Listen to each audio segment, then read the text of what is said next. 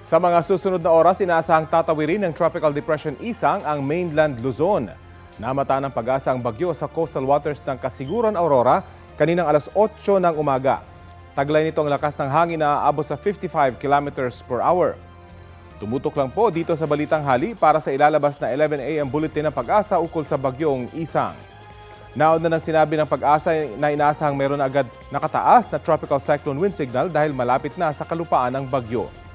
Bukod sa bagyo, inuulan din ang ilang panig ng bansa dahil naman sa hanging habagat. Pinaka-apektado nito ngayon ang ilang panig ng Southern Luzon, Western Visayas, Negros Island Region, Zamboanga Peninsula, Barm, Soc-Sargen, Lanao del Norte at Misamis Occidental. Pinaalerto ang mga residente sa banta ng baha o landslide. Samantala, isang bagong low pressure area ang namuo sa Pacific Ocean. Namata niyan mahigit 1,000 kilometro silangan ng Southern Mindanao o Southeastern Mindanao. Mababa pa naman ang tsansa nitong pumasok sa Philippine Area of Responsibility.